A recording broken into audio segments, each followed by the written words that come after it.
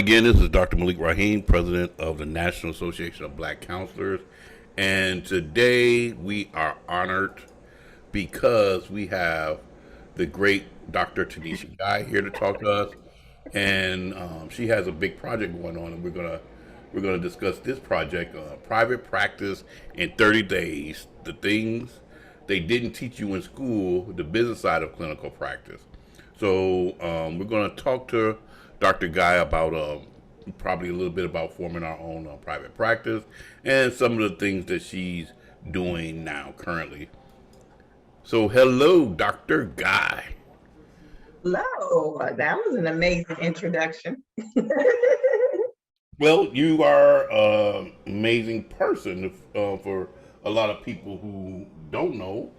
Dr. Guy was um, one of my outstanding professors at Chicago State, and so she helped me become the clinical counselor and the counselor educator you see today. So you can either thank Dr. Guy or blame Dr. Guy, depending on your perspective. Oh, indeed. It depends on your perspective. Depends on your perspective. So, Dr. Guy, currently now, can you tell us a little bit about you? Kind of some of the things that you've done, that you're doing. Sure. Um, so when you said that, every time you say that I was your professor at Chicago State, I'm like, man, that feels like it was years ago, right? Like time goes by so quick. And so this will be my 22nd year practicing in the mental health field. And I think I have worked in almost any place that you could find a professional counselor in the school systems, elementary, secondary. I worked on the correctional side, community-based agencies. I worked on military bases, on the insurance company side, psychiatric hospitals. I'm still in private practice. I teach in higher ed. I just feel like I've kind of been all over. I've really been fortunate enough to kind of dibble and dabble in some of everything to Mhm. really find out what I do like and what I don't like. So I think that's really important. And so, um, practicing in all these different places, I feel like now I really know where I want to be and what it is that I want to do. And so that kind of brings me to where I am today. Um, Even though I'm still seeing clients in my practice, I'm preparing to transition outside of my practice so that I will not be seeing clients one on one anymore, but I will start coaching other therapists, teach them how to start and grow their private practices. Wow. I want to put a pin in that. I really want to put a pin in that and go and talk about that. Some of the different things that a counselor slash therapist can do as far as private practice. But my first thing is like I've heard so many different stories. Everybody have their origin story. What made you want to get into this field? Oh my goodness. So you can relate to this, but when I tell this story to some folks, they're like, what are you talking about? So you remember the series Growing Pains with Yes. Mike Seaver was the dad, and so he was a shrink on the show. So I remember watching that probably in sixth or seventh grade and saying, I'm gonna be a shrink. Mm. And I remember in schools where people would come and talk about career day and like, what do you want to be? And I was like, well, I want to be a shrink. And I remember students would laugh because either they didn't know what a shrink was or they were just like, why do you want to do that? And so I knew really early what I wanted to do in elementary school. Once I got to high school, I think it began to solidify because what I found was that everyone talked to me. Like didn't matter where I was at, random people, friends, they would just tell me all of their problems. And I was like, I don't know. But I would shake my head and listen and I would encourage and support. So really before I became a counselor, I was in the mode of the helper spirit, holding people accountable. Mm. And then by the time I started college, I already knew hands down that I wanted to be in the mental health field. But back then, the 90s, I didn't know anything about being a licensed professional counselor. I didn't know that profession existed. I had never heard of it. All of my professors at the time were licensed clinical psychologists. So I thought I was going to be a clinical psychologist. Okay. And the funny part about that is I graduated, I started applying to these clinical psych programs, and something happened that was really a first for me. And that was I started to get denial letters. And Mm. I was just like, what? I don't know. We regret to inform you. It's They, like, wait, what? they misspelled yes. Right, they misspelled. Yes, I was like, this letter is addressed clearly to someone else. This is not me. And so that happened a few times before I was like, wait a minute, maybe I need to rethink this. So I ended up sitting out a year, really trying to get some clarity what was happening. Like, do I need to take the GRE again? Is it my interview process? I had no idea. Well, I sat out a year, and one of my classmates was enrolling at Xavier into their mental health program. And so she was like, you need to come over here. This is a good fit. It sounds like you. I was like, I don't even know what that is. And she was like, I'm telling you, you'll love it. And so because I felt so defeated at that time because I had gotten all these denial letters, I was like, well, I need a win. Let me go on over here and see what they're talking about. So I started at Xavier, and it was life changing. I had a professor at the time who was a phenomenal professor. She's a mentor. She helped me understand what counselor identity meant.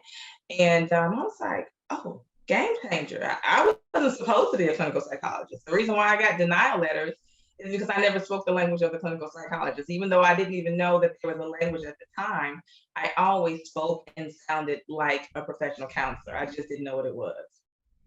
Oh man, wow. That's a very powerful, inspirational story.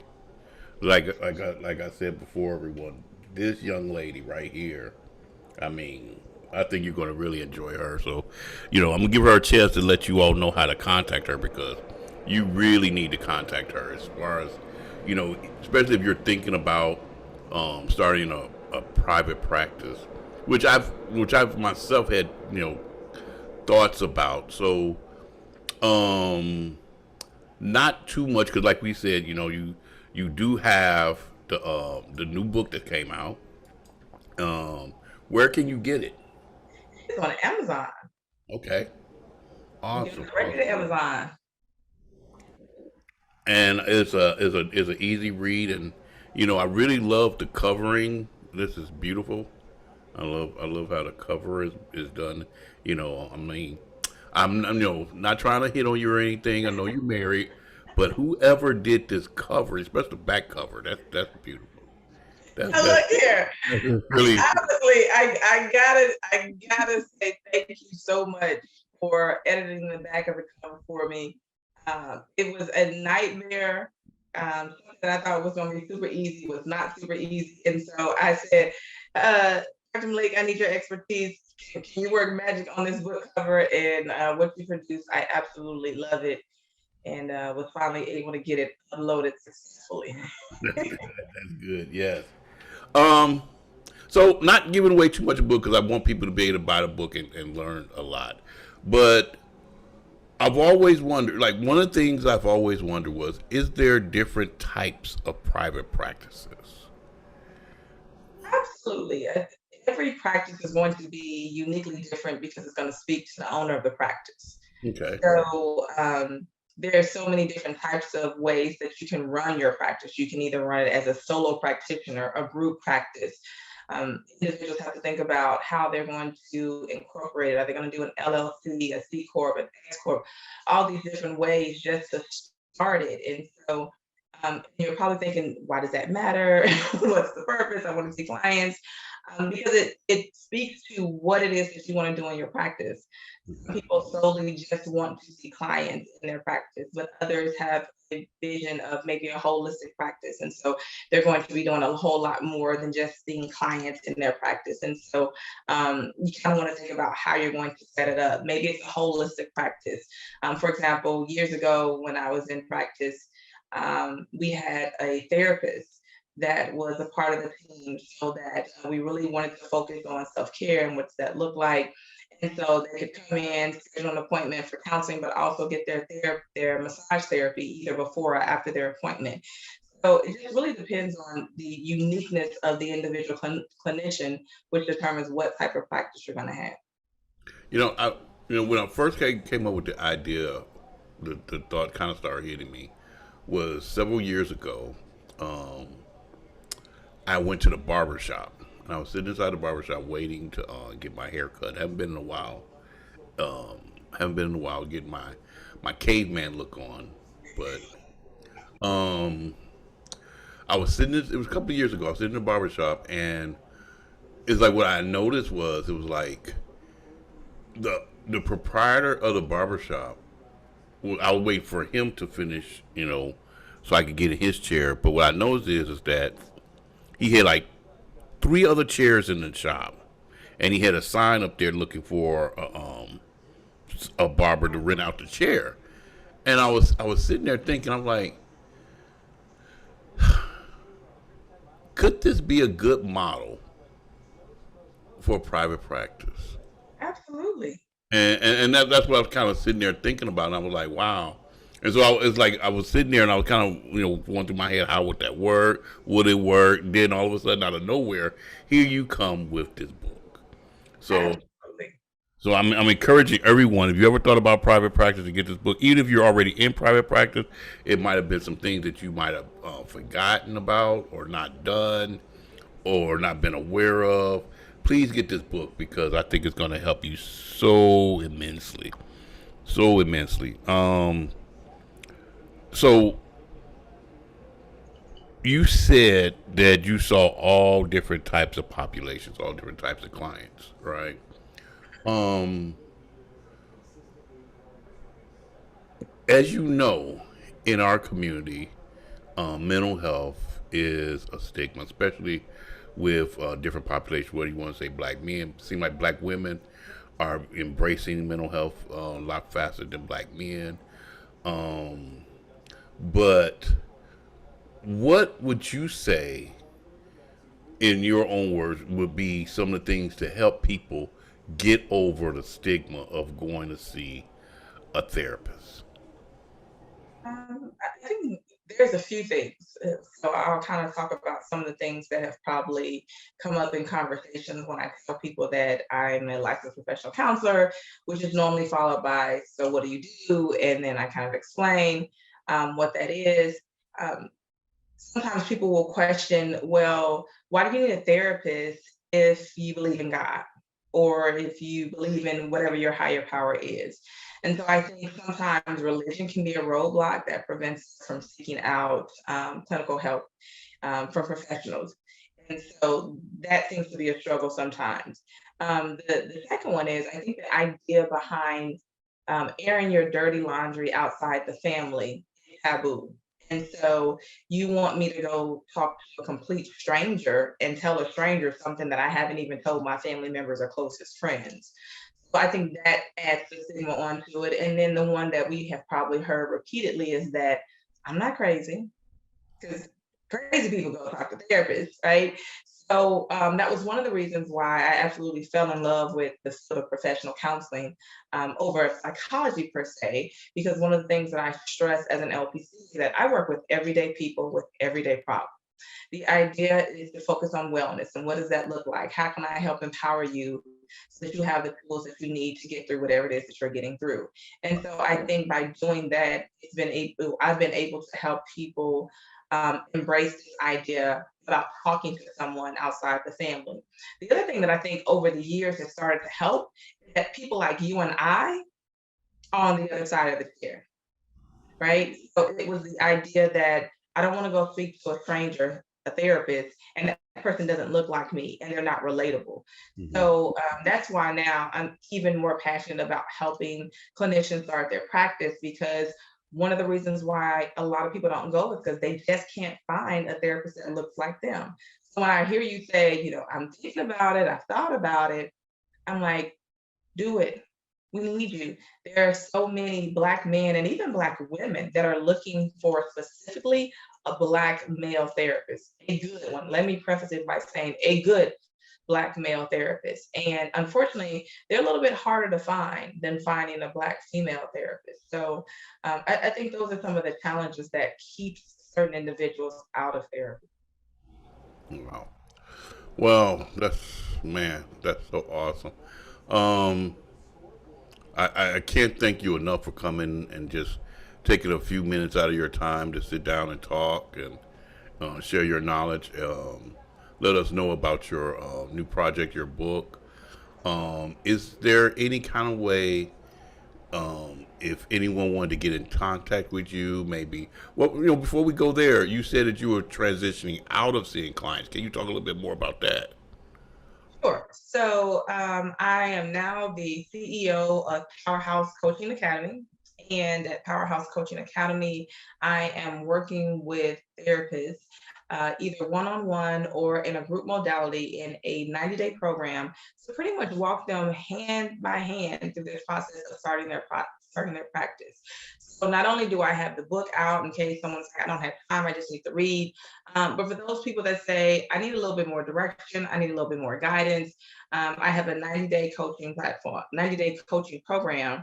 And again, it gets you up and running, but also it helps you to maintain and begin to grow your practice. Mhm. For those folks that say, yeah, I'll pick up the book, but what else do you have? I do have that 90-day coaching program, and we have a website, and the website is 100kcounselor.com. Okay. Okay. Wow. Awesome. Is there any other ways that anyone wants to get in contact with you besides the website 100kcounseling.com? Absolutely. They can email me, and that's at dr and my first and last name. So it's Dr. Tanisha Guy at fbccounseling.com. Thank you so much. And you do speaking engagements as well, right? Absolutely. I just got through doing a speaking engagement last Monday. And so I am always thrilled and excited if someone invites me to come speak. Doesn't matter whether it's a workshop, a conference, a keynote. I am open for it all. As you know, I can speak, I can talk.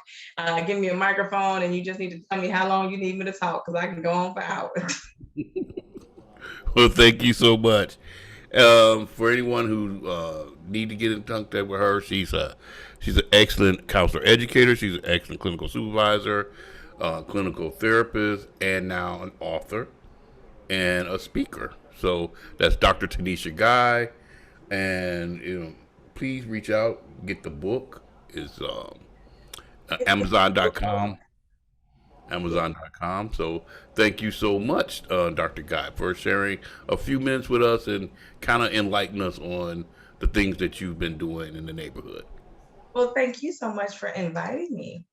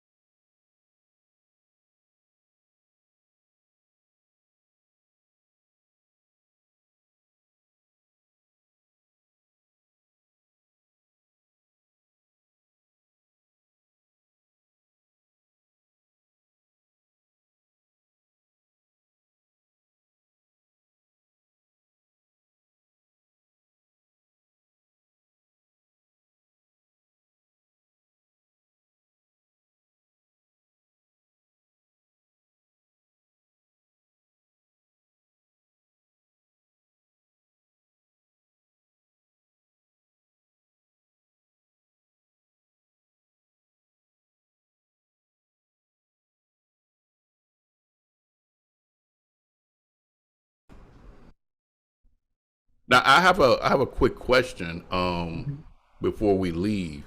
Hmm. Does vitiligo only impact people of African descent, black people? No, and actually is 1% to 2% of the world's population. So we're looking at 8 billion people in the world right now. That's like 80 million to 160 million that's affected. And it doesn't matter if you're, you know, uh, African descent or European descent or Asian Mm, descent, Middle Eastern, whatever. It affects 1% of the population.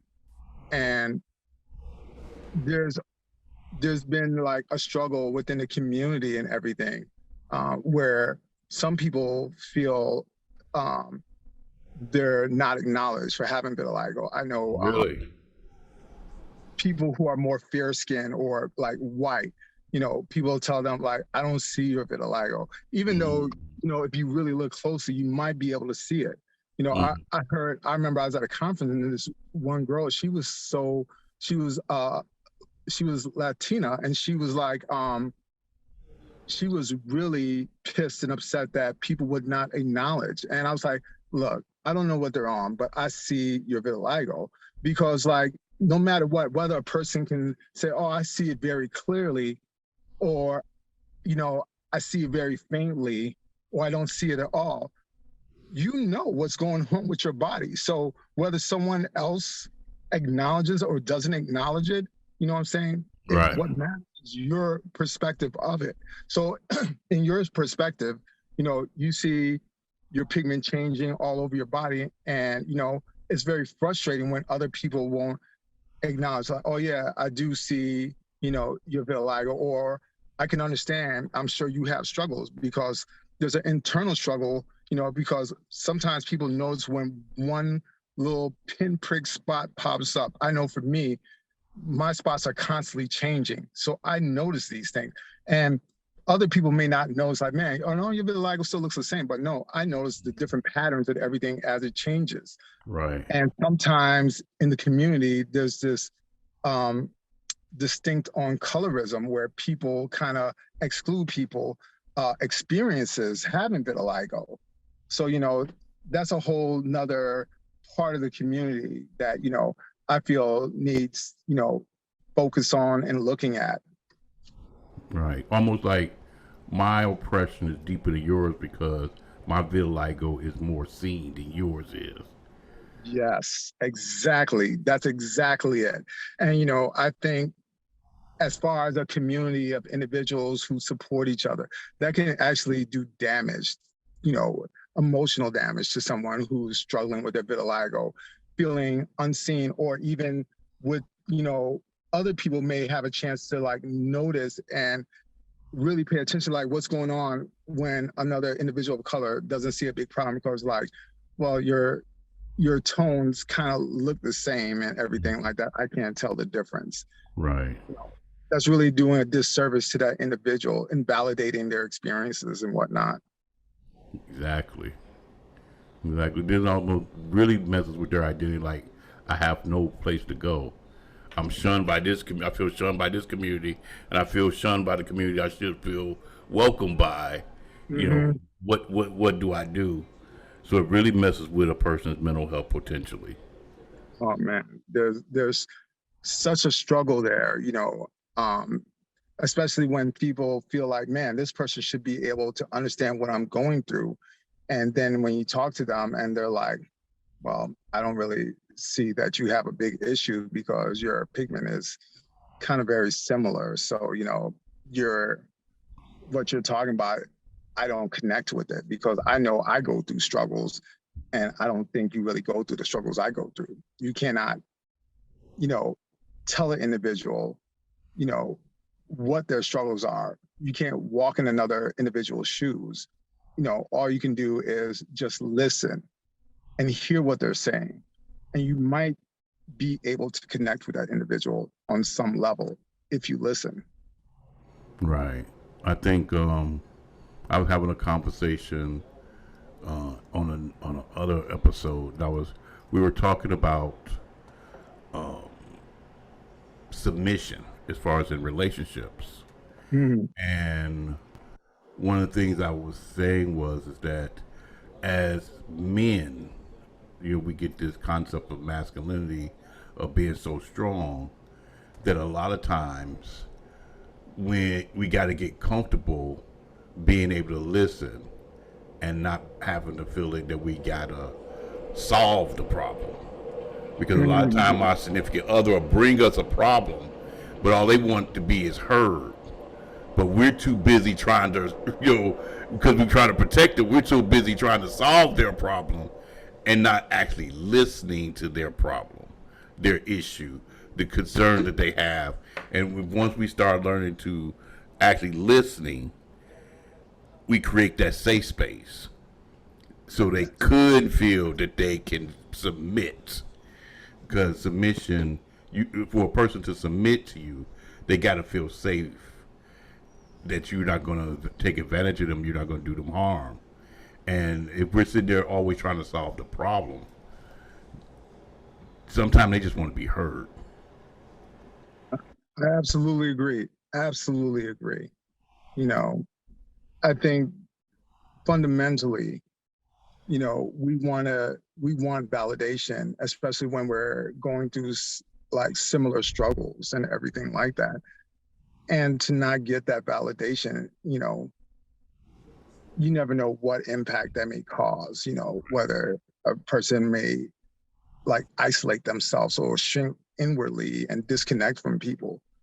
I say you have to listen exactly what this person's message is and respond in kind, have empathy, have compassion, for another person's experiences. Exactly.